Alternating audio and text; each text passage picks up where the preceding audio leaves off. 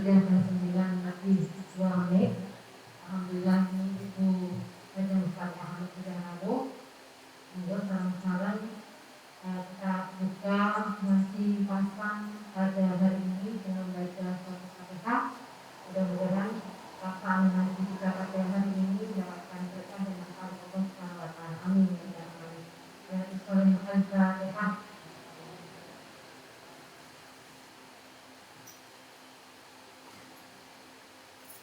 Terima kasih. Selanjutnya waktu menikah dan Ustaz Muhammad.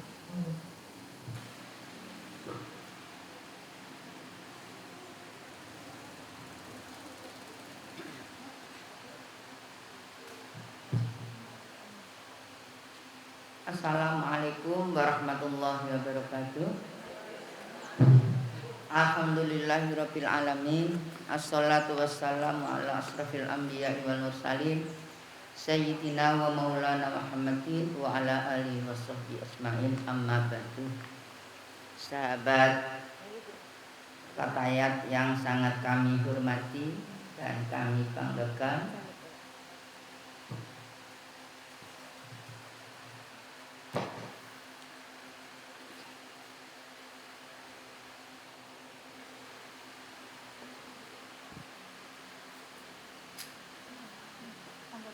juga ibu-ibu,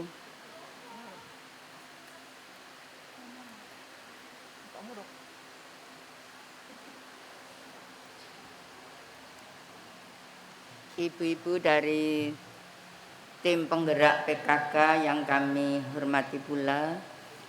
Marilah ngaji pasan pada hari yang kedua.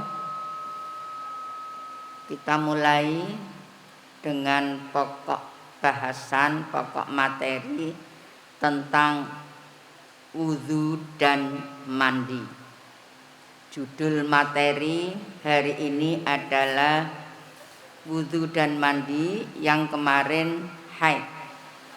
Sebelum kita mulai bersama belajar kita ini, mari kita bersama-sama berdoa menuntut ilmu, berdoa ngaji yang sudah populer di telinga anak-anak kita, yaitu Bismillahirrahmanirrahim. Raditu billahi robba wa bil islami dina wa bi Muhammadin nabiyya wa rasula. Rabbi zidni ilma warzuqni fahma. Amin. Doa ini merupakan permohonan kepada Allah agar yang kita dengar, kita hayati, kita pelajari meskipun sedikit dapat kita terima. Amin. Allahumma amin. Memang sengaja kami tidak memberikan materi langsung banyak, seperti mengisi air di dalam botol, sedikit tetapi masuk, daripada langsung digrojok blabar semua. Itu ya ibu-ibu dan sahabat. Kenapa wudu dan mandi?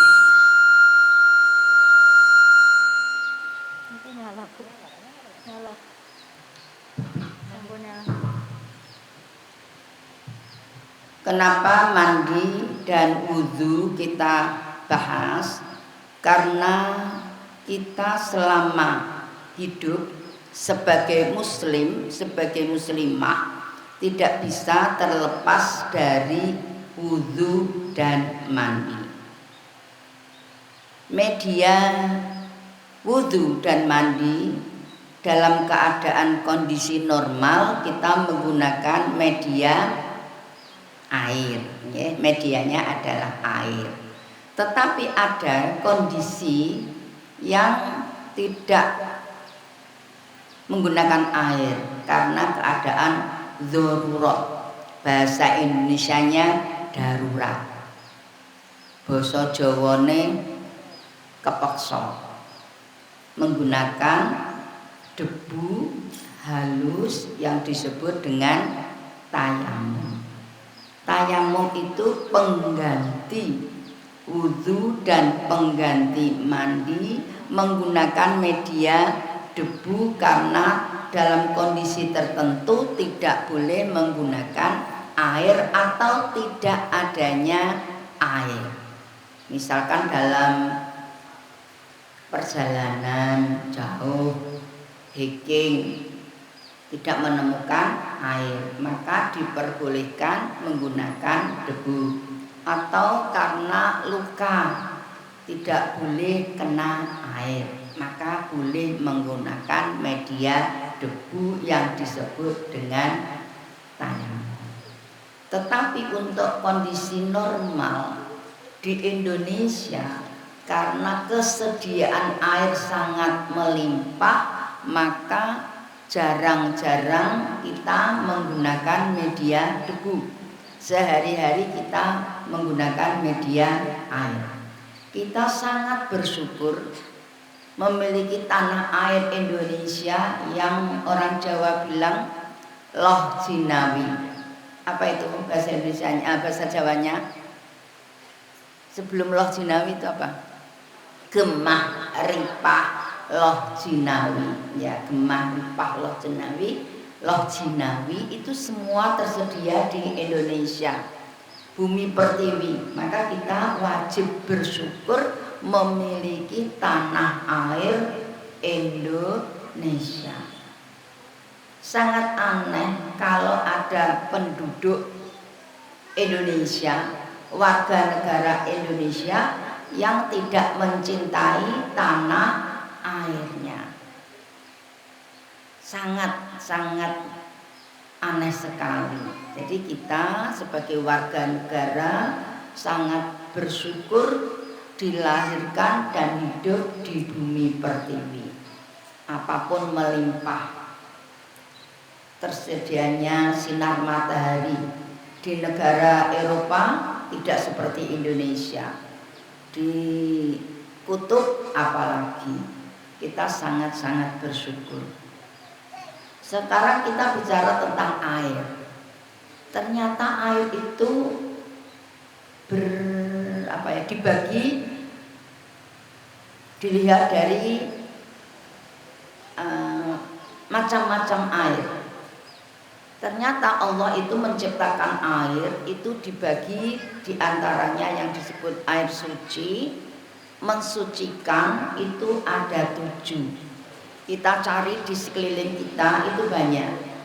Di antaranya adalah air sumur, bi'run, air sumur. Ini referensi saya adalah kitab Takrib. Kami tidak membaca per pasal, tapi langsung saja ke materi. Pertama adalah air sumur. Ini sumur macam-macam, bisa sumur bor, bisa sumur gua, bisa sumur itu apa? Ya sumur-sumur itu artistis, bisa air sumur, air tanah. Kemudian yang kedua air hujan. Air hujan. Ketiga air sungai. 4 air laut. 5 air salju yang kebetulan di Indonesia tidak ada. Kemudian air mata air, banyak sekali di daerah pegunungan. Tanah itu kita tonjok itu saja sudah keluar airnya. Kemudian yang terakhir 7 adalah air embun. Ini jarang-jarang sekali kita memanfaatkan air embun karena air yang lain melimpah ruah. Seandainya tidak ada air yang 6 itu, air yang ke-7 air embun itu bisa. Bagaimana caranya? Ya kita harus rajin, telaten mengambil air embun yang hanya setetes Setetes itu kita kumpulin untuk wudhu, kita kumpulin untuk minum, untuk mandi, dan untuk keperluan yang lain. Tapi itu kenyataannya tidak kita lakukan, karena alhamdulillah sumur kita tidak sat, pas rendeng, kecuali kalau kemarau. Kalau sumurnya kering masih ada alternatif lain, yaitu ledeng, ya, air PDAM. Kita tidak usah ngerusuh loh. Misalnya tidak jernih, kurang jernih, ada endapan, ya kita maklum karena air ledeng itu bersumber dari air hujan yang ditampung. Itu adalah usaha dalam rangka penyediaan air jika terjadi kekeringan. Kita punya stok air. Alhamdulillah di Rembang hanya daerah-daerah tertentu yang dilanda kekeringan.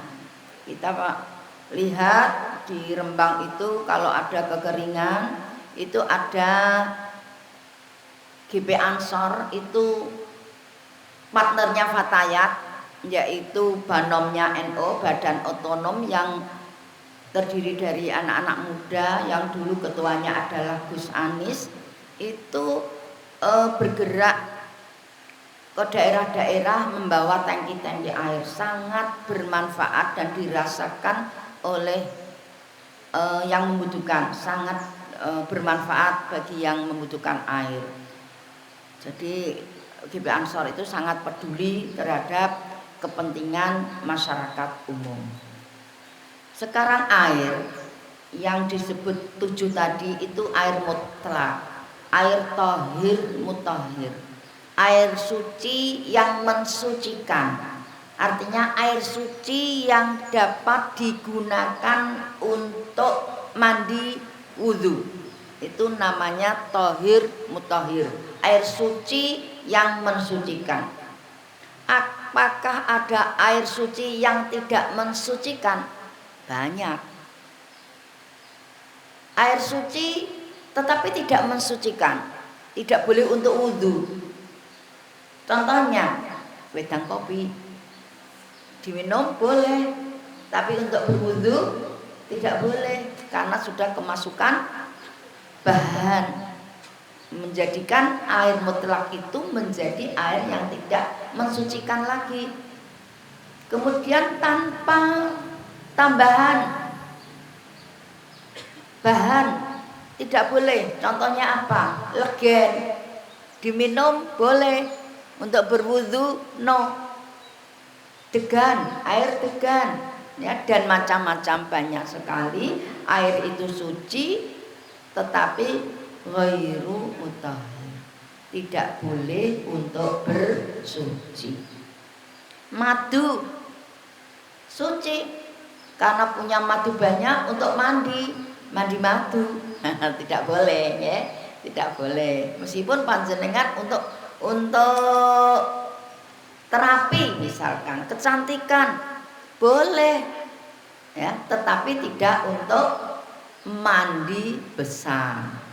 Yang disebut mandi di sini bukan mandi sehari-hari pagi dan sore, itu tidak, tapi mandi untuk menghilangkan hadas besar. Hadas kan ada dua, hadas kecil dan hadas besar. Hadas kecil itu hilang dengan cara berwudu. Tetapi kalau hadas besar bisa suci menggunakan media air, disebut mandi.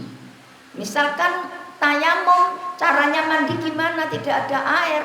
Apakah berguling-guling di atas pasir? Tidak.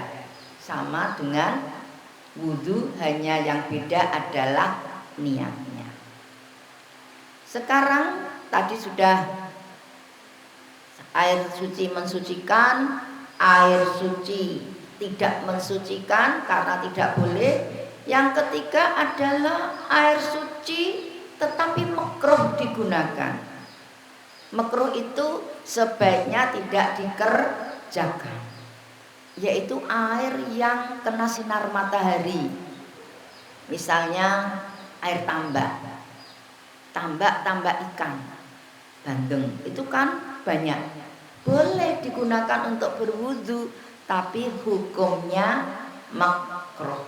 Dan karena masih banyak air-air yang lainnya, kenapa harus memilih air tambak? Itu adalah dzarurah.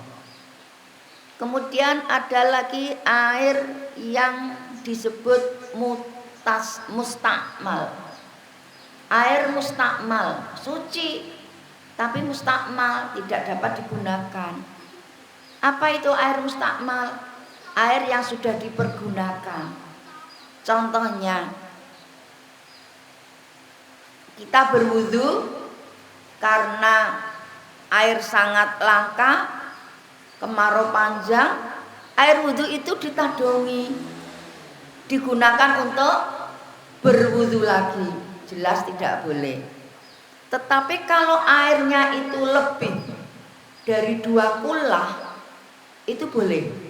Contohnya wudu dengan cara ngobyok, pirsa ngobyok, ya langsung itu airnya kembali, itu boleh dijeding, itu di kolam, itu boleh digunakan lagi selagi ukuran airnya 2 kula.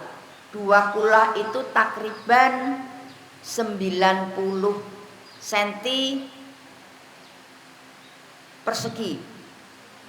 Jadi panjang, lebar, isi, kalau ukur 1 meter sajalah. 1 meter diameternya itu, panjang, lebar, tingginya 1 meter. Tapi sangat berbahaya kita menggunakan kolam yang kecil, sangat riskan, karena kalau tetesan wudunya ini kembali sudah mustakmal. Kita sangat berhati-hati menggunakan air. Maka cara orang tua dulu sangat betul sekali, kolamnya sangat besar. Nah sekarang itu karena rumahnya ukurannya tidak seperti dulu lagi, karena penduduknya semakin banyak, rumahnya menciut, anaknya banyak. Nah ukuran rumahnya kecil-kecil menyesuaikan, maka menggunakan keran itu sangat aman. Tetapi menggunakan keran pun harus berhati-hati ketika berwudu, jangan sampai tetesan setelah berwudu ini kena tangan. Itu nanti kita bicarakan cara berwudu. Kita hanya sampai ke air dulu. Selanjutnya, air itu sangat kita hargai. Jadi ketika panjenengan di rumah ada keran yang bocor, tes, itu solusinya bagaimana Ibu-ibu?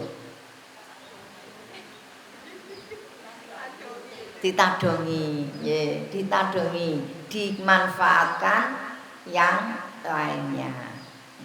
Karena kita itu termasuk Rembang ini daerah banyak air, jadi air ya umbra-umbru. Kalau di daerah yang sangat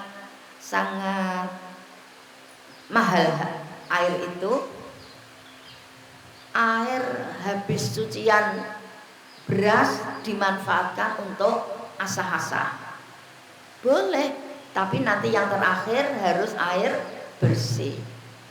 Cucian baju, ibu-ibu kalau mencuci, bajunya dulu atau airnya dulu? Di dalam ember. Bajunya dulu, baru kemudian airnya dikucurkan, kemudian diucek, ditaruh di tempat yang lain, diguyur lagi, diberi air lagi, dikucek lagi sampai buihnya dirasa bersih. Yang terakhir diapakan ibu-ibu?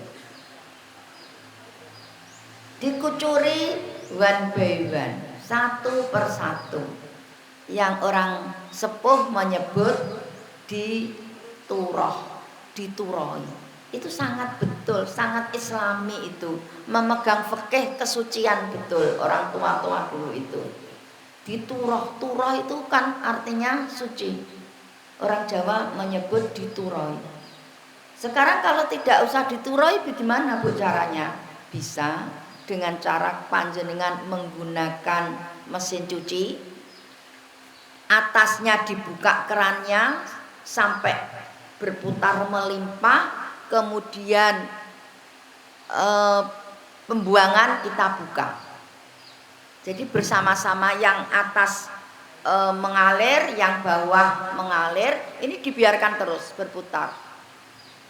Kemudian dirasa cukup, matikan, satu persatu kita masukkan di pengering. Pengeringnya pun harus sudah suci, harus sudah bersih. Harus sudah bersih. Karena ini tugas kita sehari-hari di dapur ya. Sebelum wudhu kita langsung ke cara mencuci pakaian.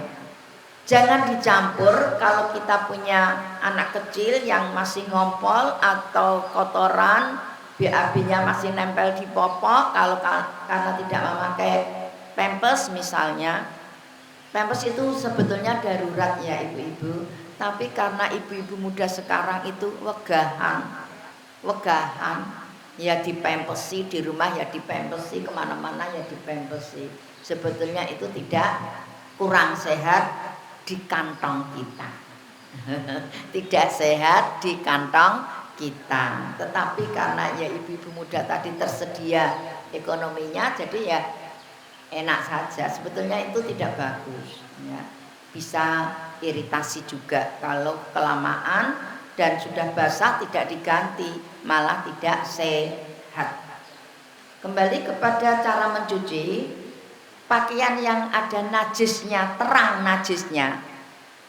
najisnya karena ngompol jelas, karena BAB jelas ya, ada pupnya, itu dibersihkan dulu, disucikan dulu, jangan semuanya dimasukkan ke dalam bak, nanti malah rakar-karuan kabeh, semuanya menjadi najis ya. Dikucek dulu, dibersihkan nodanya, kemudian diputar bareng yang lain. Syukur khusus yang ada najisnya itu disucikan dulu, dibedakan dengan baju-baju orang tua. Apalagi harus dibedakan dengan pakaian yang untuk sholat. Rukuh dicampur dengan popok, masya Allah, jangan sampai ya. Kita harus memilah-milah, pandai-pandai mengatur baju-baju yang kita cuci. Hal ini sangat penting ibu-ibu, meskipun ibu-ibu tidak menangani sendiri, karena ada asisten rumah tangga, itu asistennya harus diberi briefing. Di briefing dulu, diberi pencerahan tentang cara mensucikan baju-baju supaya benar-benar menjadi suci. Karena bersih belum tentu suci. Nah ini nih, kita punya prinsip bersih belum tentu suci, tapi suci insya Allah bersih. Kita lanjutkan dengan wudhu. Kelihatannya sepele ibu-ibu dan sahabat, wudhu ternyata membutuhkan ketelitian, lebih-lebih seorang ibu. Wudhu itu menjadi sahnya sholat jika wudhunya beres, benar, sah. Sholatnya gugur, rusak gara-gara wudhunya tidak sesuai tuntunan. Oleh karena itu mari kita lihat bagaimana wudhu yang benar. Wudhu itu yang pertama adalah niat. Rukunnya, rukun wudhu, fardu wudhu itu ada 6, yaitu yang pertama niat. Niat itu tidak harus diucapkan ibu dan sahabat. Niat itu ada di dalam hati.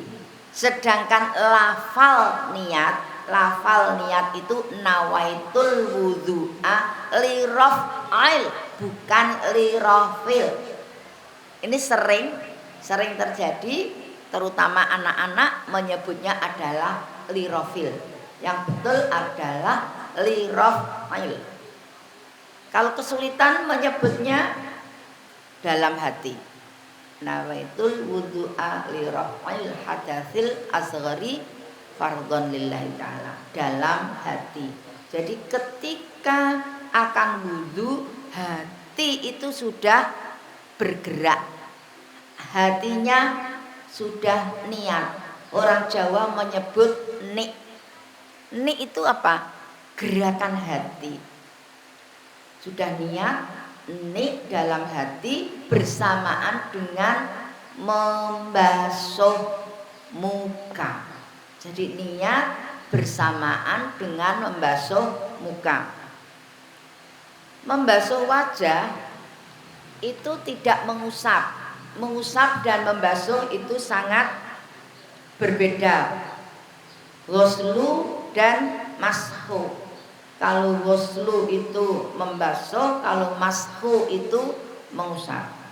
Kalau membasuh itu ada air yang kecer, tetesan air. Tapi kalau mengusap tidak ada air yang tercecer, tidak ketes, orang Jawa bilang.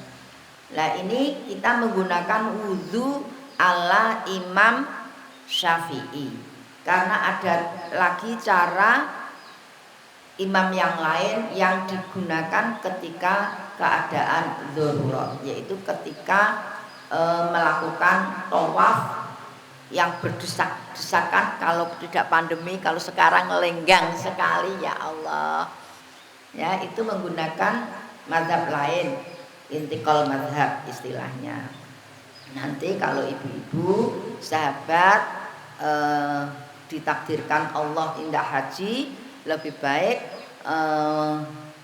menggunakan jasa KBIH, karena kalau tidak ngaji di KBIH itu akan rugi diri sendiri, apalagi hanya mengandalkan baca buku, tidak ada penjelasan secara detail. Itu kita mengikuti di KBIH. Selanjutnya ibu-ibu, setelah membasuh muka, berikutnya adalah tangan sampai ke siku, mengusap sebagian kepala, membasuh kaki kanan sampai ke mata kaki dan tertib. Hanya itu urutannya. Pertama niat, dua membasuh muka, membasuh tangan, mengusap sebagian kepala, membasuh kaki sampai mata kaki, 6 urut tertib, hanya 6. Udhunun, kuping, mana itu kok tidak disebut? Membasuh, mengusap kuping termasuk kesunatan. Ini 6 dulu. 6 ini kita terapkan. Kemarin sudah kita bahas bahwa sunnah kalau tidak dikerjakan kita rugi banget, karena sehari paling tidak panjenengan berwudu lebih dari 5 kali, minimal 5 kali. Ada orang yang dawam ke wudu itu luar biasa. Dawam ke wudu itu batal, ya wudu lagi, batal wudu lagi. Yang saya tahu itu Gus Baha. Gus Baha itu sejak muda, karena sekamar dengan adik saya, itu selalu begitu sampai sekarang. Sekarang bersentuhan dengan istrinya, ya wudu lagi, wudu. Jadi dia selalu dalam kondisi suci. Itu Gus Baha. Kalau kita itu rasanya kok abut, padahal banyak air loh ya. Ya karena tidak ada niatan untuk ndawam kesucian wudu itu. Ya. Nah ini kita kembali kepada 6 hal ini. Sekarang kita bahas wajah. Yang disebut wajah itu mana? Wajah itu muka, mulai dari ujung yang tidak ada, yang mulai dari tidak ada rambut ini tumbuh rambut sampai batas ini, bukan ini dagu, janggut, tapi di sini. Kalau ini tenggorok, gulu, ya, leher, ini di sini.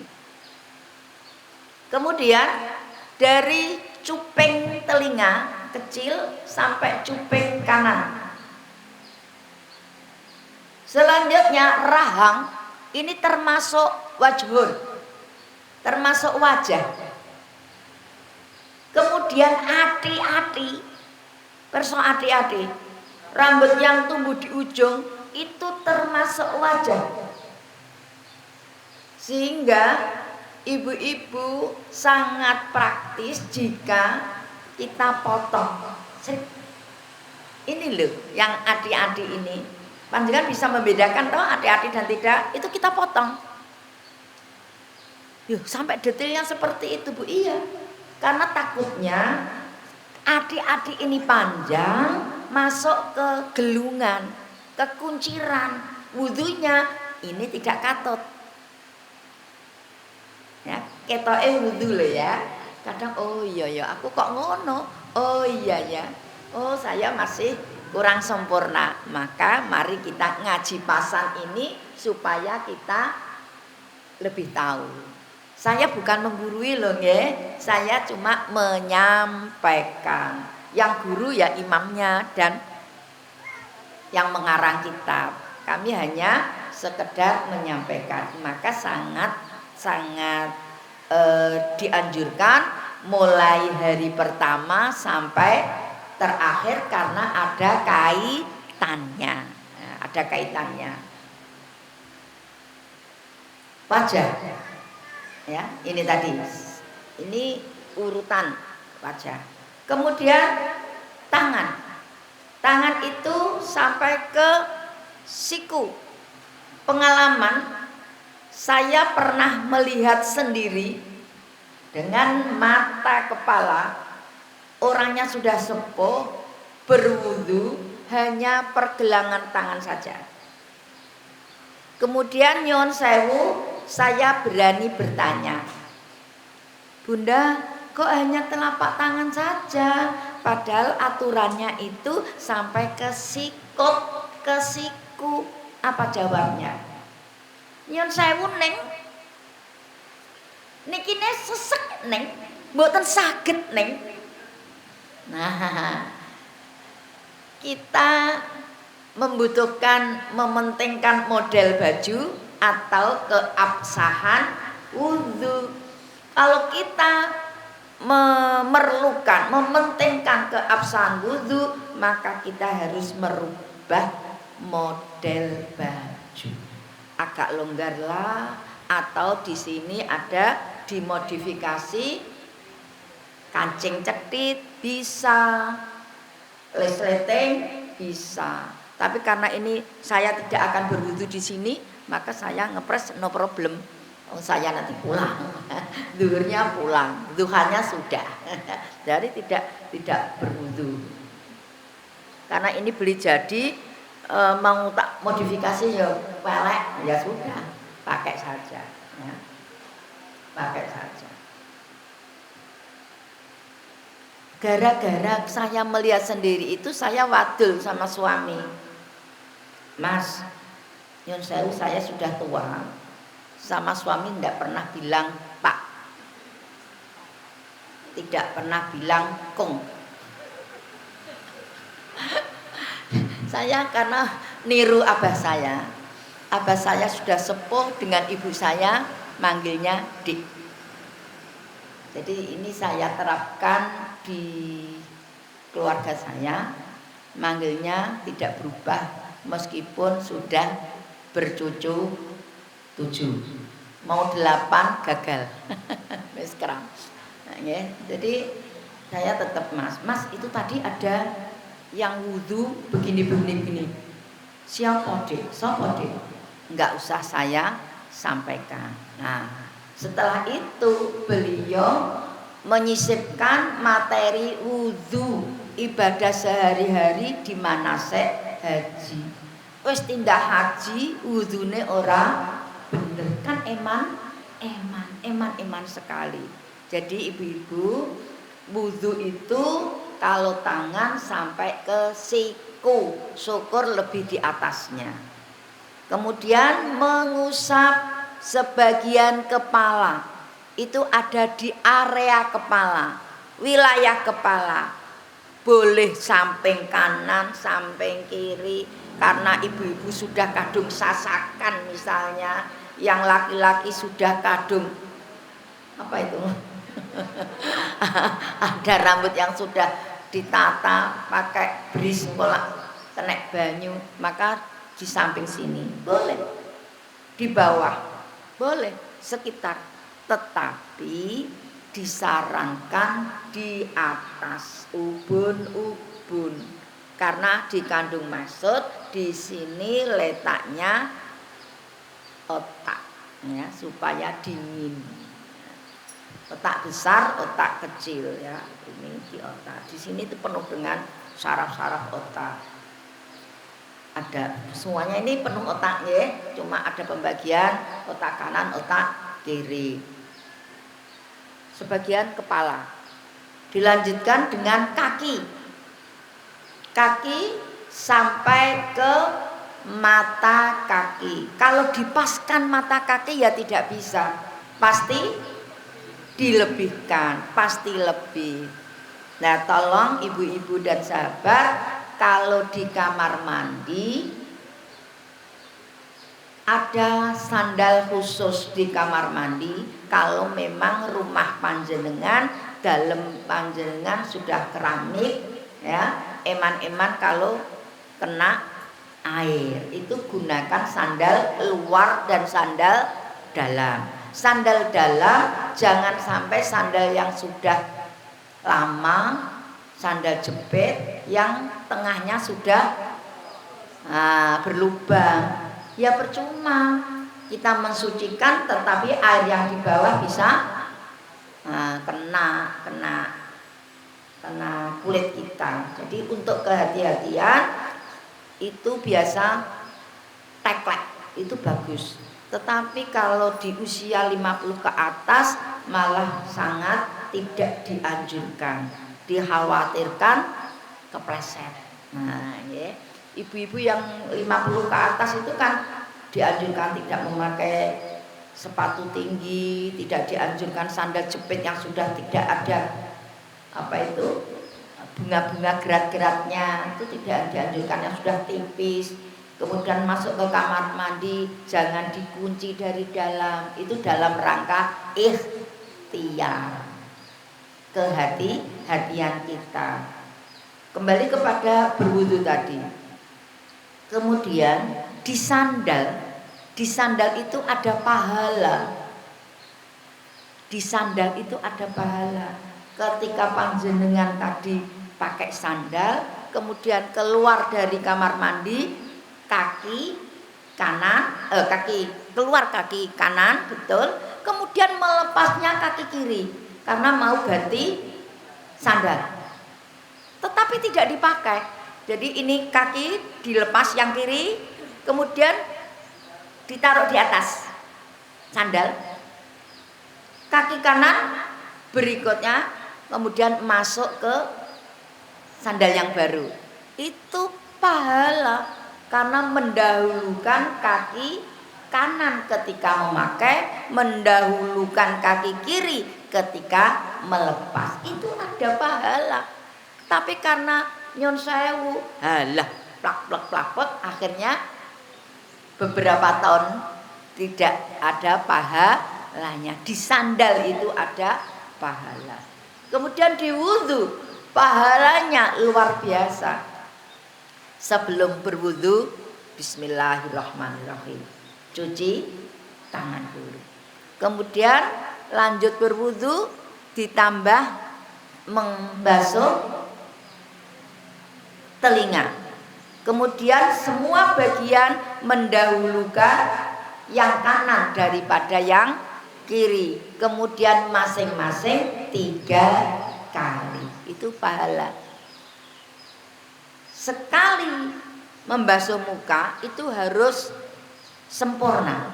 Tidak boleh pepeh 3 kali, pipi kanan dulu sekali, pipi kanan kiri sekali, batuk sekali. Berarti kan sudah 3 kali. Tidak seperti itu. Sekali itu sudah seluruhnya. Kemudian menggosok-gosokkan tangan ketika ke wajah. Jadi jangan hanya biur tidak. Tetapi menggosok-gosokkan. Untuk apa itu? Ternyata rahasianya adalah untuk mengencangkan kulit muka. Kalau wudhunya benar, pasti insya Allah awet muda. Ya, kalau wudhunya benar, tidak perlu ke salon. Ya, tidak perlu kita ke salon. Wudhu saja yang benar. Kita gosok-gosokkan. Kemudian ketika ke tangan kita juga ada pahala, yaitu menggosok-gosokkan jari. Alah kesuwen Bu, kalau saya tidak. Berapa lama sih begini? Kan hanya sebentar. Tambah lagi kalau kita memakai cincin, ada pahala itu di cincin. Bukan karena engke-engkean kita memakai cincin. Tidak untuk perhiasan semata, tetapi ini di sini ada pahala, yaitu di gosok-gosokkan kanan kiri, digosok-gosokkan. Di sini ada pahala. Di sini ada pahala. Masya Allah. Allah itu Rahman dan Rahim. Betapa pahala yang disediakan untuk umatnya itu, Masya Allah. Hanya saja kita kadang menyepelekan. Kemudian setelah itu tangan sudah, telinga. Telinga itu dohiron wabatinan, luar dalam. Artinya ini kulit yang di luar dan kulit yang di dalam. Biasanya saking cepetnya itu hanya begini, til begitu. Itu sebetulnya menggunakan 2 jari ini. Tangan kita celupkan, yang jempol di belakang, yang telunjuk itu dimasuk, kemudian digeser ke atas begini, sehingga luar dalam kena semua. Kalau begini, itu yang di atas ini tidak kena air. Kalau digerojok, bahaya masuk telinga, ya. Ada aturannya.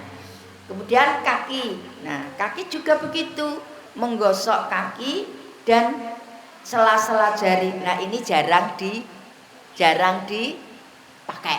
Tetapi kalau di Saudi itu ada tempat duduknya. Wudhu itu ada keran, ada tempat duduknya. Saya pikir kenapa ini harus ada tempat duduk? Ternyata persediaan bagi jamaah haji yang berwudhunya sempat menggosok-gosok kaki. Luar biasa. Cuma di Indonesia ini dukruk-dukruk membentangkan kaki itu saya lihat jarang sekali. Ya. Kalau tangan itu saya banyak saya lihat. Itu cara berwudhu. Jadi ini yang mungkin ibu-ibu baru tahu adalah hati-hati. Ya, kemudian janggut ini. Jadi rahang ini termasuk harus kena air. Tetapi ketika sholat beda. Ketika sholat yang wajah ini tertutup sampai di dagu, maka rukuh yang betul, orang sepuh itu membuatnya sudah betul, mendesain di bawah ini ada segitiga, betul. Nah, kalau rukuhnya ada segitiganya di bawah itu betul. Yang tidak ada itu kurang pas. Ini adalah catokan untuk menutup daerah ini. Jadi kalau wudhu harus justru kena, tetapi ketika sholat malah harus tertutup. Kan beda berwudhu dengan sholat. Berwudhu kan rambut juga. Tapi ini rambut selai pun kalau perempuan membatalkan. Nah ini aurat nanti kita bahas sendiri, aurat laki-laki dan aurat perempuan. Karena aurat itu ada aurat laki-laki, ada aurat perempuan. Ada aurat perempuan bersama perempuan dan ada aurat perempuan dengan laki-laki, dan ada aurat perempuan dan laki-laki yang suami istri. Itu beda-beda ya. Beda-beda perbedaan aurat laki-laki dan perempuan. Selanjutnya kami bahas wudu sudah cukup ya. Sekarang mandi perempuan dan laki-laki itu ternyata berbeda. Mandi itu kan kelihatannya gampang ya, hanya mandi biur itu kan mandi bebek. Mandinya kita sehari-hari pagi dan sore. Indonesia itu menurut orang Saudi, pegawai hotel menilai orang Indonesia itu resian, tetapi boros air, karena sudah kadung terbiasa mandi 2 kali. Kalau orang Eropa itu mandinya hanya sekali, dia menggunakan tisu basah yang pakai air hanya sekali, jadi awet airnya di hotel tersebut. Nah ini kebenarannya saya kurang tahu, karena ini yang ngomong-ngomong adalah para pegawai hotel. Sekarang kita masalah mandi. Mandi di sini mandi jinabat untuk mensucikan dari haid, dari nifas, dari hubungan suami istri, setelah berhubungan suami istri. Ibu-ibu dan sahabat, kalau puasa gimana ibu-ibu? Apakah harus mandi malam-malam ataukah bagaimana? Ini nyon sewu, bukan rahasia lagi. Kalau mandi habis hubungan suami istri, mandi besar itu boleh setelah subuh,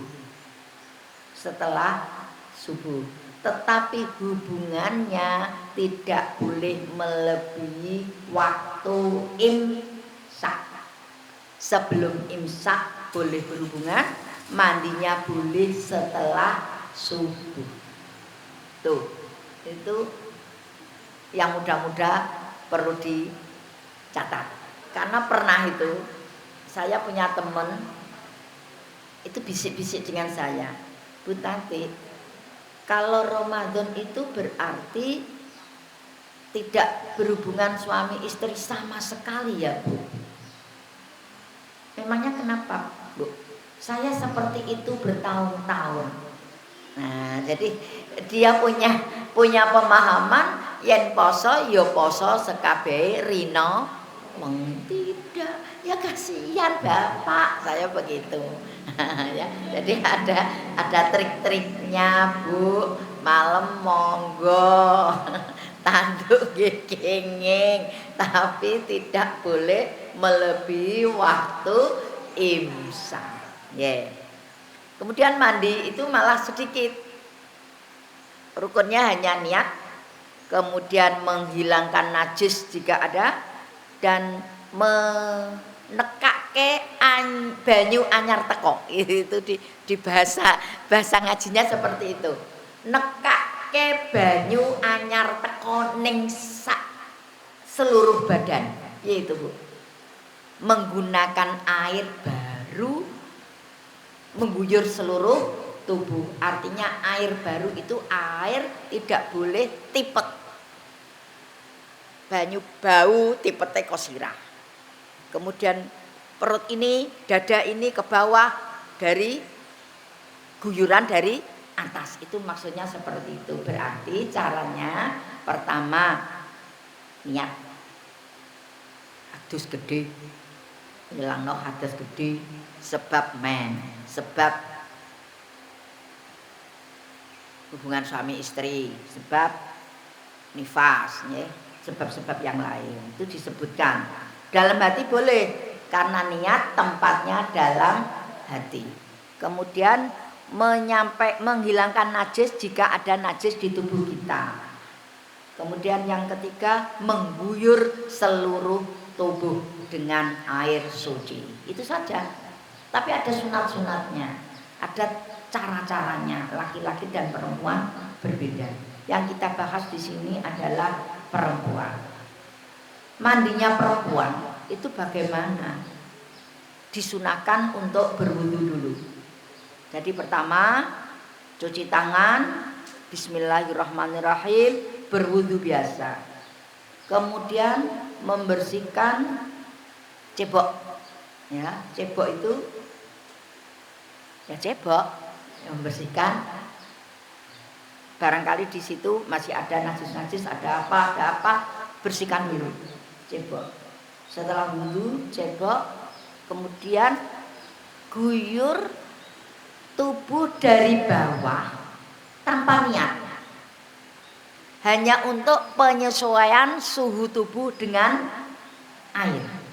Jangan tiba-tiba air itu ke kepala,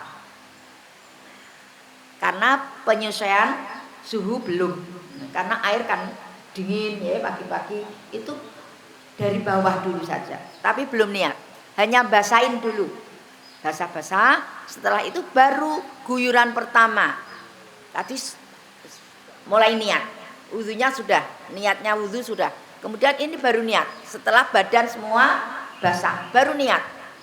Jamas, keramas, pakai sampo malah bagus. Kalau tidak masalah, kentekan sampo tidak menjadi tidak sahnya mandi. Yang penting menyampaikan air ke seluruh tubuh, di sela-sela semuanya. Kemudian di telinga, di lubang-lubang. Ini nyon sewu. Kalau postur tubuh panjenengan itu ideal seperti panjenengan saat ini, no problem. Yang menjadi masalah adalah ketika postur tubuh BB-nya di atas standar. Rada alus sithik ngono lho. Bukan kok tidak ideal, tetap ideal bagi suami masing-masing. BB-nya lebih dari ukuran standar, di mana di tubuh itu terdapat banyak lipatan. Ya, maka lipatan-lipatan ini pun jangan diguyur langsung, tetapi digosok. Diperhatikan lipatan-lipatan itu, termasuk ini pusar kita. Kalau orang yang sewu gemuk itu lubang pusarnya itu masuk ke dalam, tidak keluar malah ya, tapi masuk ke dalam. Lah itu harus dibersihkan, harus kena air gitu. Jadi kita harus cermat, dan itu tidak boleh air tipet. Maka dari sedikit dulu terus ke bawah. Nanti yang terakhir dari bawah ke atas, namanya debilasi. Nah, lipatan itu juga ada di belakang lutut. Kalau kita guyur begini saja, belakang lutut tidak kena. Kemudian nyon sewu, yang tadi saya matur panjenengan ini ideal semua. Yang aneh-aneh itu ada yang namanya istilahnya kopek. Besok kopek, ukuran payudara yang seperti pepaya. Nyon sewu itu ya karunia Allah loh ya, karunia Allah. Kalau panjenengan no problem, itu harus diangkat. Karena kalau kita mandi seperti mandi biasa pakai shower atau pakai gayung, itu tidak akan terkena yang di bawah payudara. Karena kan bentuk nyun sewu ini ya, vulgar teh ora ben wong pancene ngaji. Ini harus diangkat dan digosok. Dikenakan air, harus kena air. Karena nyun sewu ini kalau tidak diperhatikan sampai begini, itu ya dari atas tok. Ternyata ada bagian-bagian yang tidak kena air. Kemudian kemarin saya matur, ada bagian tubuh kita yang disebut labium mayor dan labium minor. Itu kalau kita berdiri terus mandinya ya tidak akan kena. Oleh karena itu harus ada posisi ndodok. Kalau kita tidak bisa ndodok Bu, karena dengkul saya sudah ada rasa ngilu-ngilu gitu loh kalau ndodok, ya jongkok. Sekiranya bagaimana posisi tubuh itu milik kita itu terbuka. Milik kita itu terbuka. Syukur kalau ada shower itu yang bawah itu malah bagus. Karena itu semprot itu akan benar-benar bersih, benar-benar suci ya, mensucikan bagian itu. Kalau tidak bisa-bisa saja menggunakan gayung, tapi posisi tubuh itu harus jongkok supaya terbuka.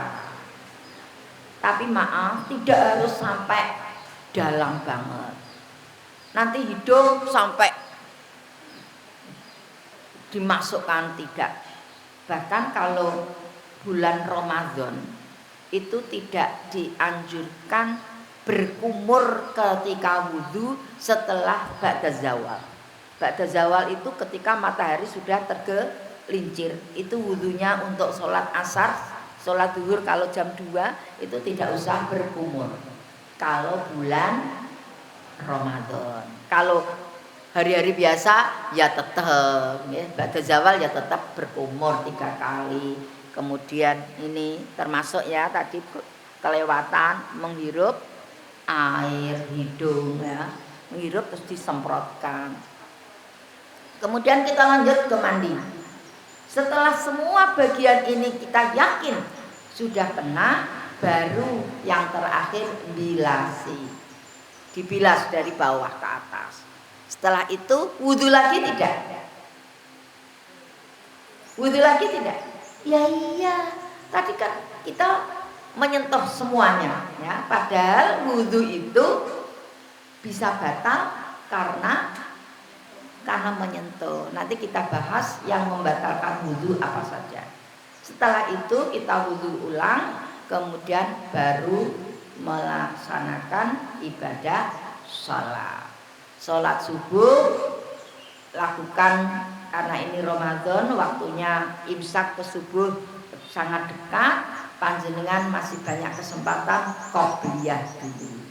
Karena mumpung bulan Ramadan, mumpung ada kesempatan, kita tidak tahu Ramadan yang akan datang kita akan berjumpa apa tidak. Yang kita harapkan berjumpa kembali di bulan Ramadan tahun yang akan datang. Itu mandi. Selanjutnya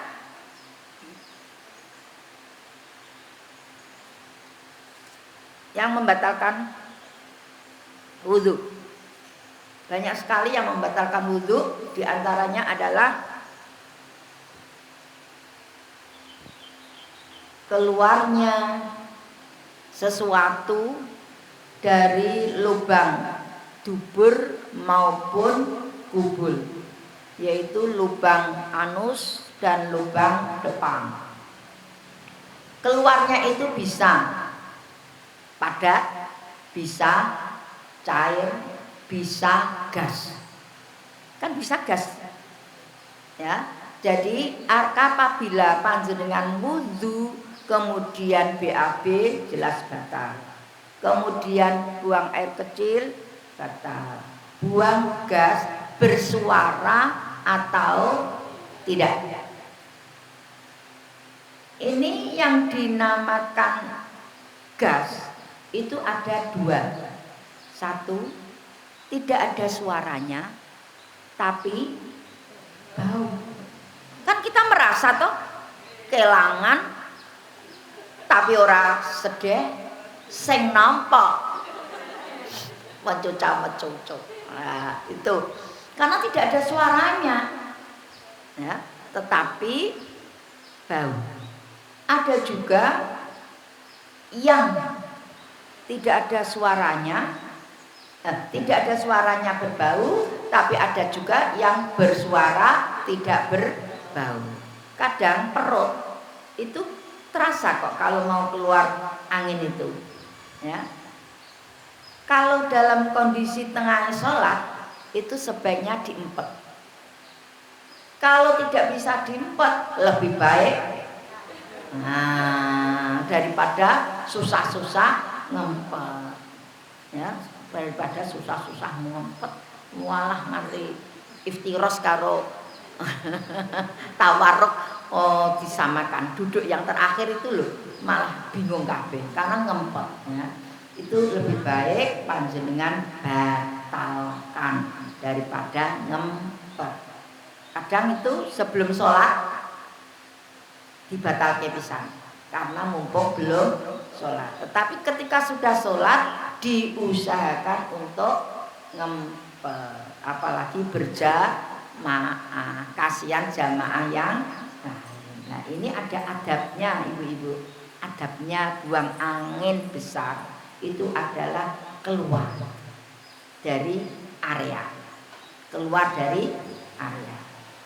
Tetapi kalau kebrojolan itu adabnya yang temennya pura-pura tidak mendengar, pura-pura tidak tahu, supaya yang kelangan gas itu tidak merasa malu. Nah, jadi keluarnya gas, zat cair maupun zat padat, maupun tidak berupa kotoran maupun air kencing. Misalkan jenengan BAB kok metu klungsu, itu batal tidak? Tetap batal. Metune kelereng, ya batal. Nah, apapun yang keluar dari lubang muka dan belakang membatalkan wudu. Tuh, wudu. Kemudian yang kedua, memegang alat kelamin anak Adam dengan telapak tangan. Panjenengan berwudu, putrane pipis, tidak ada siapa-siapa, panjenengan nyawi, otomatis batal. Karena nyawi itu harus ikut serta tangan itu, tidak bisa diguyur-guyur saja, apalagi anak perempuan. Anak laki-laki sama saja yang belum khitan, itu malah najis di depannya itu ya. Yang belum dikhitan itu lipatan-lipatan itu kotor, banyak menyimpan najis. Maka kalau putra kecil itu nyawi tenanan.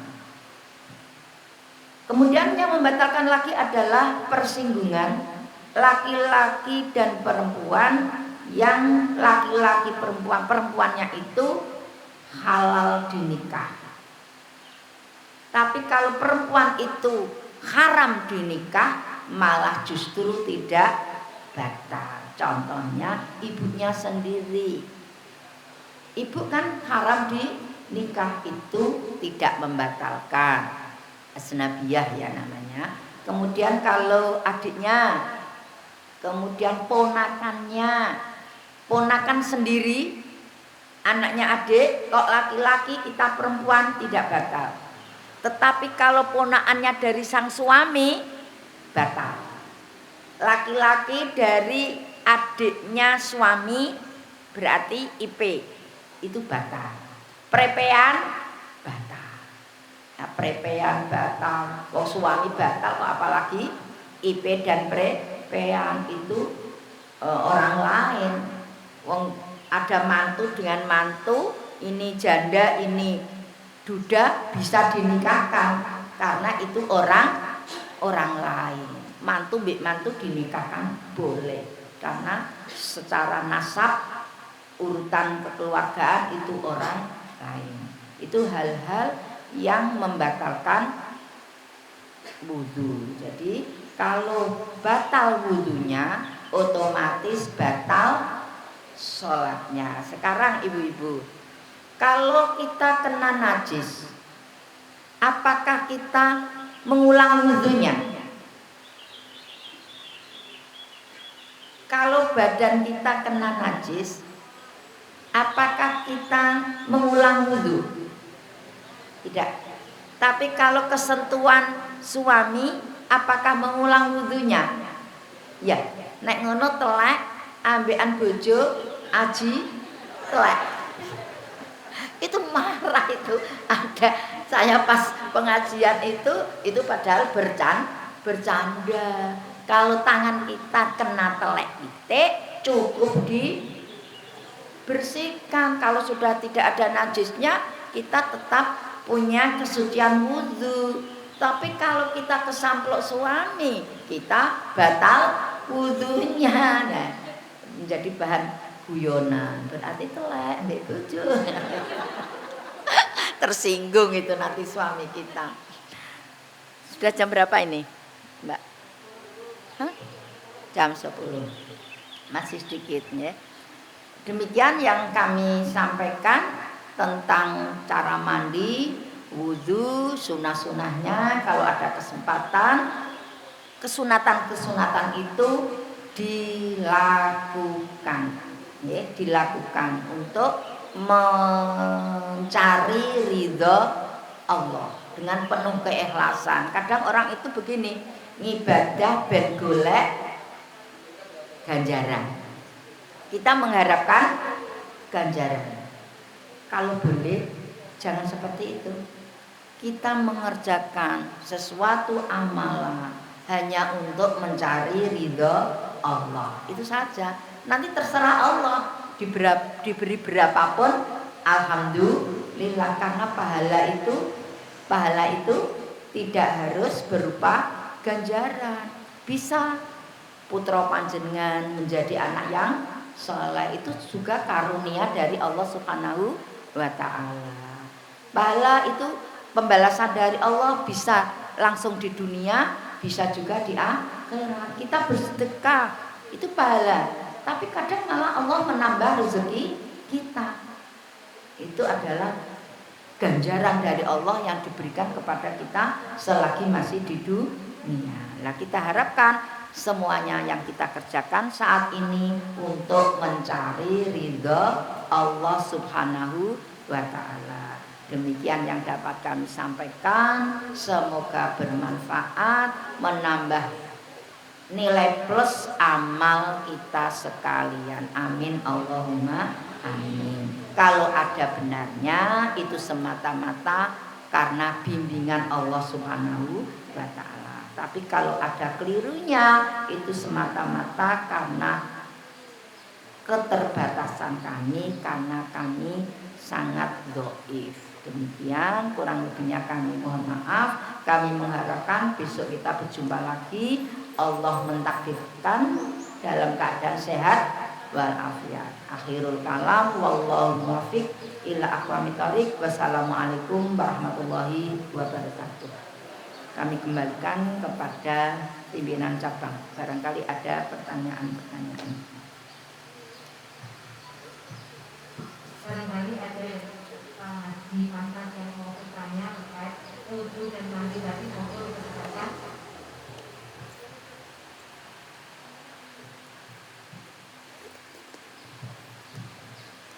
Bismillahirrahmanirrahim. Assalamualaikum warahmatullahi wabarakatuh. Waalaikumsalam. Kepada Ibu Tati yang terhormat dan tersayang, Tersanjung saya. setelah saya mendengarkan apa yang disampaikan oleh Ibu kepada kami, tadi itu saya rada bingung, disek-disek Bu. Nah itu mandi kok subuh boleh? Apakah kita tidak melaksanakan subuh pada waktu subuh kok belum mandi? Ini yang perlu saya tanyakan. dan perlu saya tahu lebih jelas gitu ya, mohon penjelasannya. Tadi itu mengatakan kan boleh mandi setelah subuh, kata gitu ya. Matur suwun, wassalamualaikum warahmatullahi wabarakatuh. Waalaikumsalam. Yang kami maksudkan adalah waktu subuh, bukan sholat subuh. Jadi mandinya itu waktu subuh sudah mancing, azan sudah berkumandang, baru mandi itu boleh. Tetapi sholatnya setelah mandi, mandinya di waktu subuh. Jadi bahasanya boleh mandi di waktu subuh, kemudian menjalankan sholat subuh, bukan sholat subuh baru mandi. Ya jelas tidak boleh karena dia membawa hadas besar. Padahal sholat itu harus dalam kondisi suci badannya, suci tempatnya, suci pakaiannya, dan bebas dari hadas besar maupun hadas kecil. Kalau hadas kecil hilangnya dengan wudu, kalau hadas besar bisa suci dengan mandi, kalau najis itu disucikan. Nanti kita bahas najis itu apa saja, karena ada najis kecil, sedang, dan besar. Itu besok hari ketiga insya Allah akan kami rangkum dari kitab. Karena saya matur begini, kalau tidak ada referensinya nanti saya kedusan ya. Itu kok ngendikan ngono, referensinya ada apa tidak, maka saya harus mencari referensi. Terima kasih. Ya, monggo. Waalaikumsalam warahmatullahi wabarakatuh.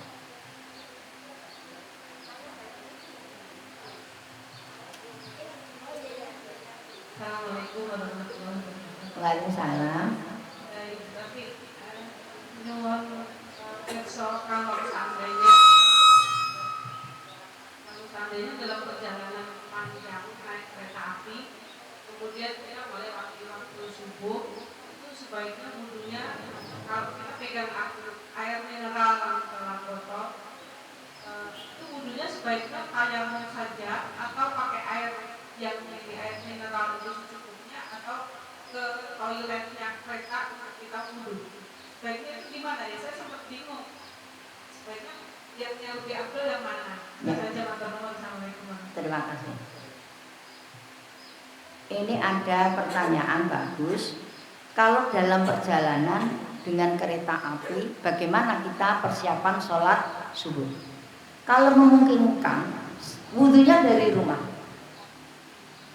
Tapi karena perjalanan dari rumah ke stasiun batal, kita sudah siap dengan air 1 botol. Kalau memungkinkan kita lihat toilet kok, tapi tidak mungkin di toilet ada air banyak. Kita menggunakan air ini bisa wudhu dengan 1 botol aqua bisa. Caranya mengurangi yang sunnah, tidak berkumur, tidak menghirup air hidung, tidak cuci tangan, tapi langsung muka hanya sekali, tidak 3 kali.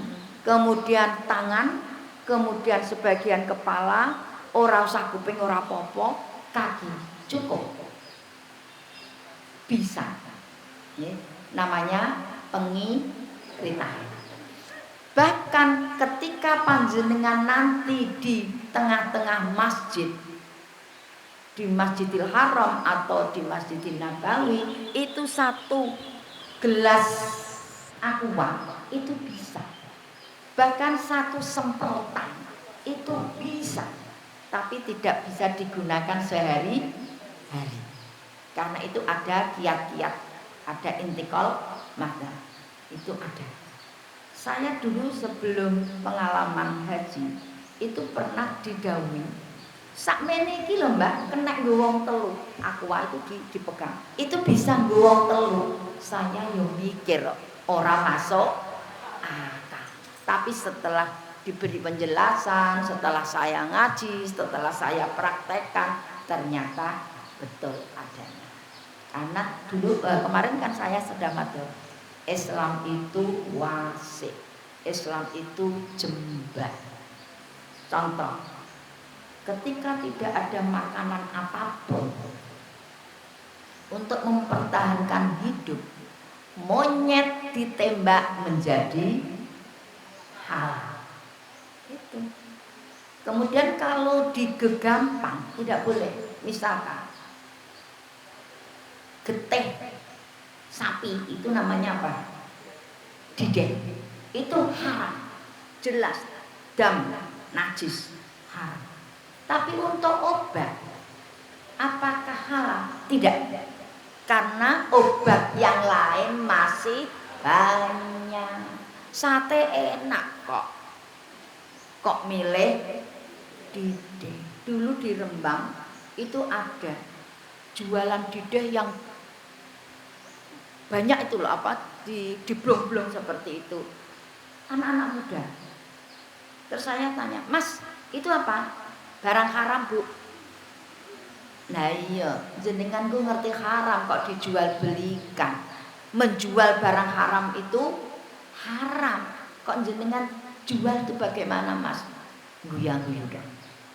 Nah ini berarti dia tahu tapi melanggar.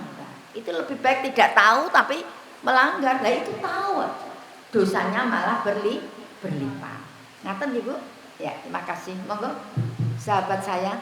Terima kasih. Assalamualaikum warahmatullahi wabarakatuh. Waalaikumsalam. Kami yang Sono menanyakan, mohon petunjuk saja sebetulnya untuk karena wudhu itu sebagai penting bagi seorang Islam untuk mensucikan diri. Itu kami mohon untuk kalau bisa itu dipraktekkan. Dipraktekkan itu artinya itu kalau mencuci tangan itu harusnya bagaimana, mencuci di sela-sela kaki itu harus bagaimana, apa satu urutan itu kita boleh mencuci kaki pada tidak tangan tidak kita cucikan, begitu yang saya maksud.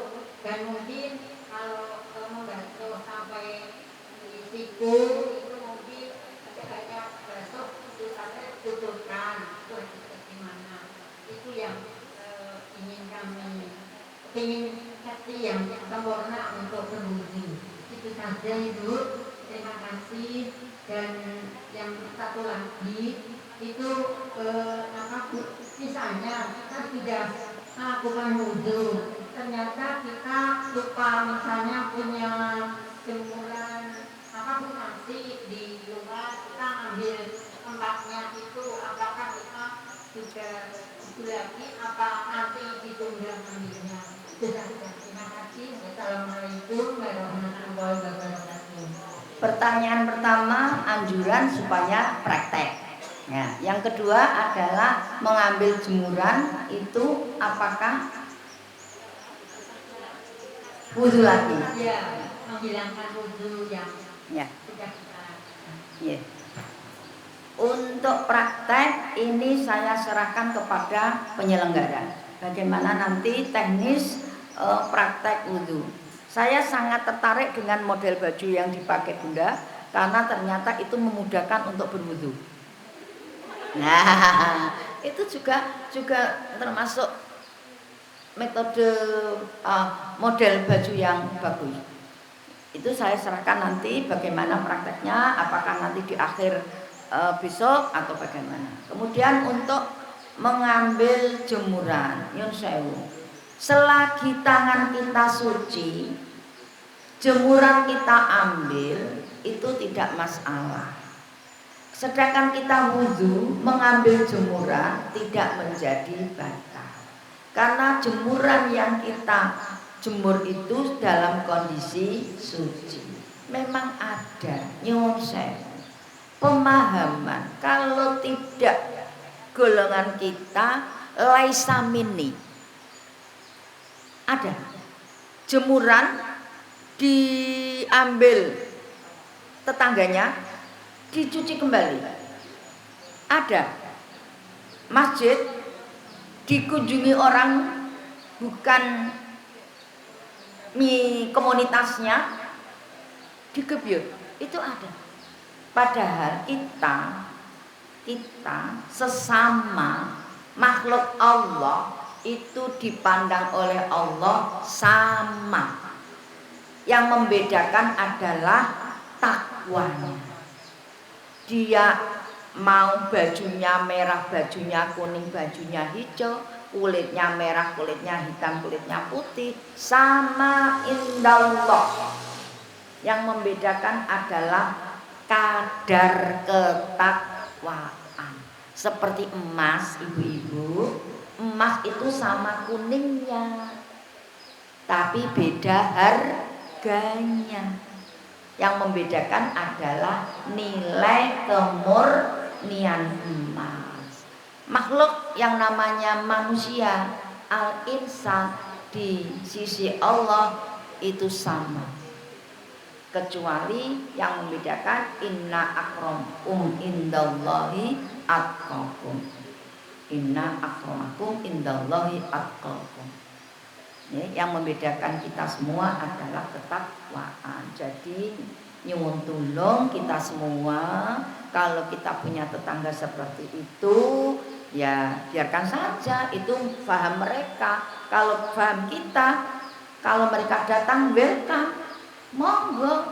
Kalau mau memberi apa-apa kita terima. Kalau kita memberi kadang dibuang, ya enggak masalah, buang-buangnya sendiri. Tapi kita kalau mau diberi menerima. Ada loh yang diberi berkatan tidak didahar, diberikan kepada ayah. Ya kita tidak usah sakit hati, didoakan saja semoga mendapat hidayah dari Allah Subhanahu wa Ta'ala. Kita ya ikhlas, itu cobaan kita. Kita ikhlas tidak memberi. Nah, kalau dibuang ya monggo. Ya, cucian kita kok dicuci kena tangan kita, ya monggo. Itu risiko mereka. Memang ada ibu, karena memang Allah sudah, Nabi Muhammad sudah menyampaikan dengan bahwa besok itu Islam 73 aliran. Insya Allah yang diselamatkan oleh Allah adalah Islam Ahlus Sunnah wal Jamaah. Dan kita ini alhamdulillah Islam Ahlus Sunnah wal Jamaah An-Nahliyah, yaitu Islam yang berdasarkan kitab suci Al-Quran, hadis Nabi, ijma' dan qiyas. Kita tidak bisa meninggalkan ijma', pendapat para ulama, karena kita menggali Al-Quran sendiri kita tidak mampu. Ya, kita tidak punya ilmu ulumul Quran. Kita tidak tahu apa yang disebut asbabun nuzul dan lain-lainnya, karena ulumul Quran itu sangat luas. Kita tidak tahu tafsirnya, ilmu tafsir yang bagaimana. Kita tahunya adalah membaca kitab yang sudah ada maknanya. Kita menggali sendiri tidak mungkin. Maka kalau ada yang gembar-gembor, kembalilah kepada Al-Quran. Ya kembalilah, kita tidak pernah pulang dari Al-Quran. Kita tidak lepas dari Al-Quran. Kok kembali Al-Quran? Kita tidak pernah lepas dari Al-Quran. Tetapi kita dasar-dasar yang kita pakai, yang kita anut adalah fatwa para ulama. Para ulama itu sudah panggonane ilmu. Kita kan hanya mendengar, kemudian tombol sik, ya. Kalau dulu tidak, ulama-ulama apalagi yang perjuangannya Imam Hanafi, Imam Hambali, Imam Maliki, Imam Syafi'i mencari hukum fikih. Kalau zaman Rasulullah kan kalau ada masalah langsung bertanya kepada Rasulullah. Padahal hukum itu ada yang namanya nasih mansuh. Nasih mansuh, contoh pada waktu Rasulullah melarang ziarah kubur, Karena pada waktu itu umat Islam imannya masih lemah. Setelah kuat, Rasulullah menyuruh ziarah kubur karena pada waktu itu di zaman jahiliyah sudah menjadi tradisi apabila ada kematian itu nangisnya duret-duret. Kalau tidak bisa nangis duret-duret, dia minta jasa orang supaya nangis duret-duret. Perso nangis duret-duret. Nangis yang drwinging sampai menyakiti diri sendiri ketika ada kematian. Kalau dia tidak sanggup ngundang tonggo, jasa nangis. Itu kan zaman jahiliyah. Memang itu ritual mereka. Setelah Rasulullah membawa risalah al-Islam, hal semacam itu dihilangkan, tetapi tidak frontal, sedikit demi sedikit. Ziarah kubur asalnya dilarang. Setelah kuat imannya, ziarahlah kalian, fazuruha. Karena ziarah kubur itu adalah bentuk iman kita, adanya alam kubur, bentuk hormat kita sebagai hormat kepada orang tua, birrul walidain, juga mengingatkan diri kita bahwa kita akhirnya juga menyusul mereka. Itu manfaatnya luar biasa.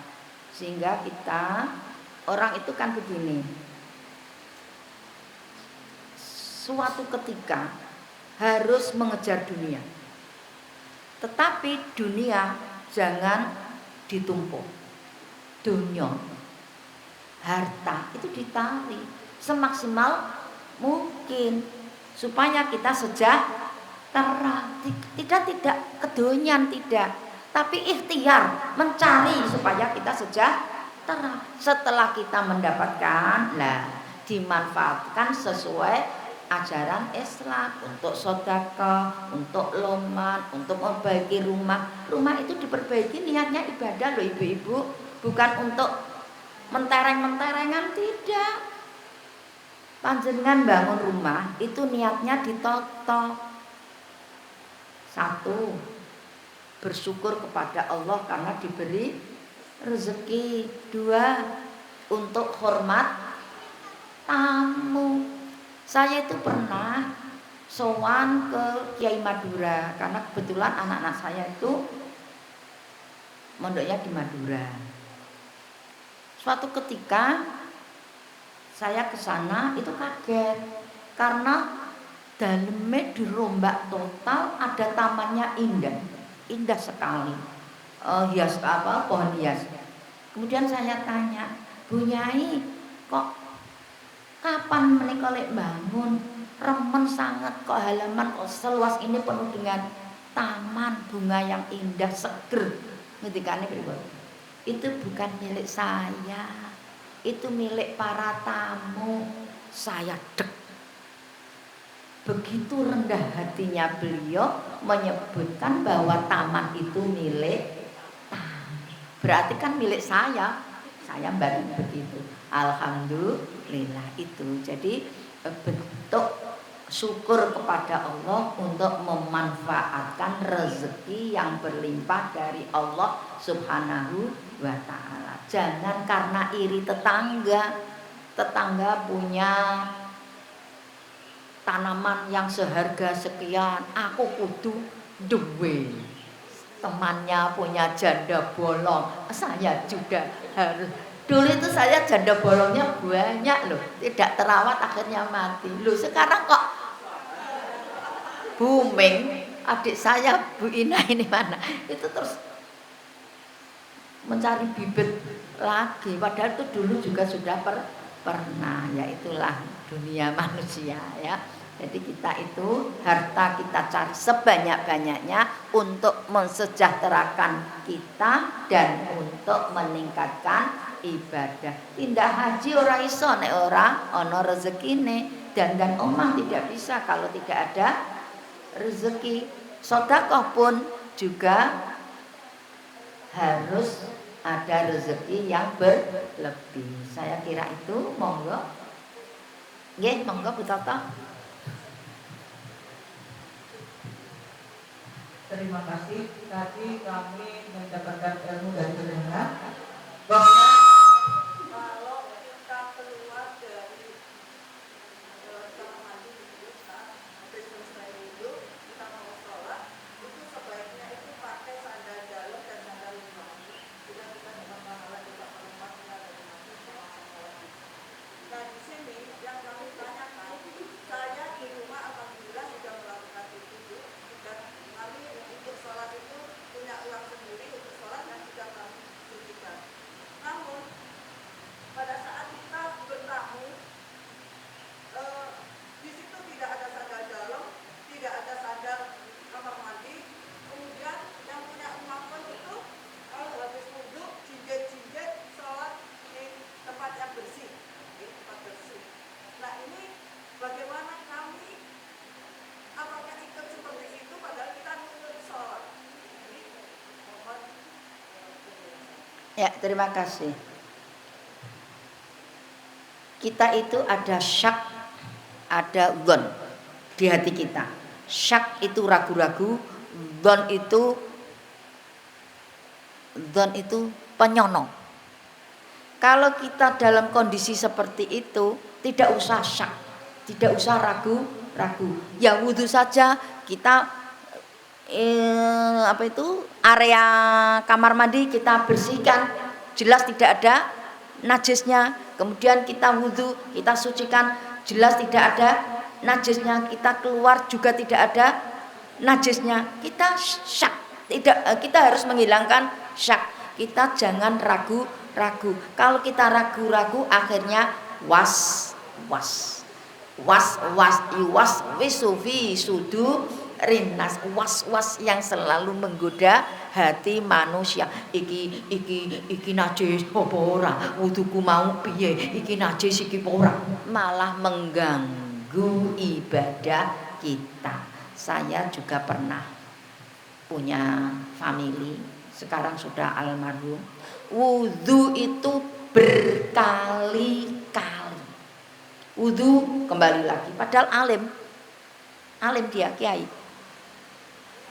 Wudu lagi, terus keluar lagi, balik lagi, wudu lagi, keluar lagi, balik lagi, wudu lagi. Terus pada waktu itu saya masih kecil, bertanya pada abah saya, "Bah, niku lha napa oleh bah? Kok bolak-balik wudu?" Iku jenenge was-was. Apa itu was-was? Ragu. Wis sah apa urung? Itu adalah godaan setan. Kita kalau sudah merasa yakin ini benar, yakin kita ini sudah betul wudunya dan yakin tempat itu suci, maka kerjakan. Tidak perlu ragu-ragu. Nanti kalau panjangan ragu-ragu malah dirasani, oh semuci suci. Nah, kita memakai sandal dalam, sandal luar itu kan dalam rangka hati-hati. Saya dulu pernah ada tamu sholat, saya aturi pirsa, "Mas, ampun teng mriku bar dipipisi anak saya." Ora ono ngene kok, Mbak. Hanya begitu. Ora ono ngono, Mbak. Terus gelar sajadah sholat. Nah, ini kan beliaunya tidak tahu dan sudah ada sajadahnya jelas suci dan kondisi kering.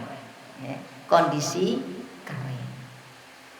Maka kehati-hatian itu ibu-ibu memang sangat diperlukan.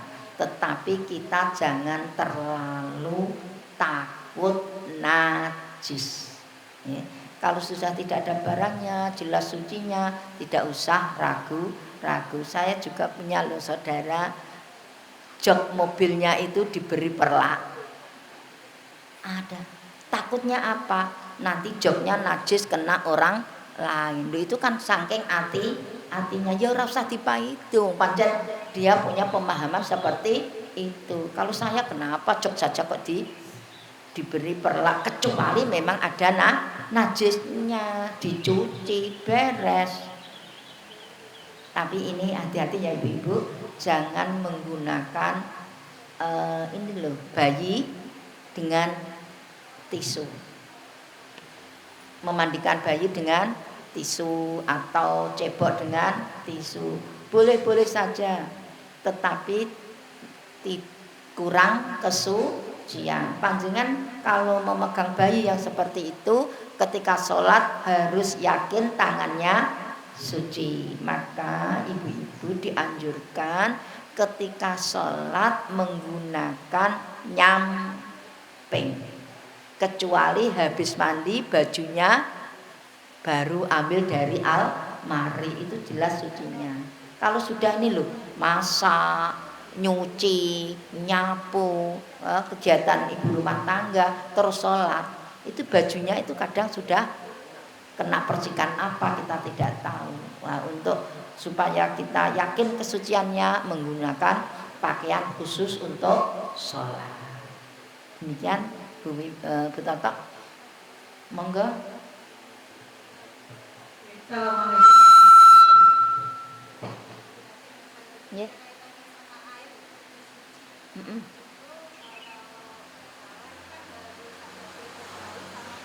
Ya.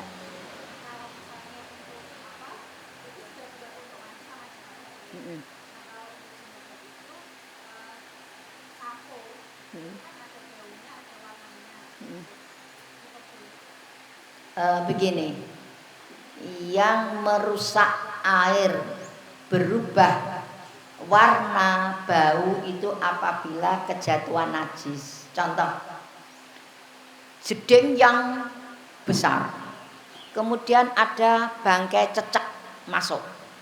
Selagi airnya itu lebih dari 2 kula, tidak berubah warnanya, tidak berubah baunya, maka air itu tetap najis karena kemasukan najis. Sedangkan sampo itu tidak barang najis. Meskipun airnya tambah wangi, no problem. Yang dimaksud berubah warna, berubah bau apabila kemasukan najis. Tapi kalau sampo tidak najis, maka berubah wangi tidak masalah. Dan air yang kita gunakan kan kita ambil dari tempatnya, dari tempayan, dari jeding ya. Kan samponya di kepala ini kan baru proses penyucian. Jadi airnya kan tetap suci, tetap airnya tidak berubah ya. Kalau sampo enggak masalah, samponya suci. Ya. Monggo. Saya senang sekali ada interaktif seperti ini, meskipun itu hal-hal kecil tapi keseharian ya. Alhamdulillah kasih kata edisi kedua matematik ini tentang dan mandi terlaksana. Untuk esok hari masih kita melakukan kesempatan lagi di tubuh kerawan panjenengan semua, di atas panjenengan semua untuk ikut meramaikan untuk bulan Ramadan ini dengan kasih kata lagi jam 9. Semoga kita mulai. Terima kasih. Assalamualaikum warahmatullahi wabarakatuh.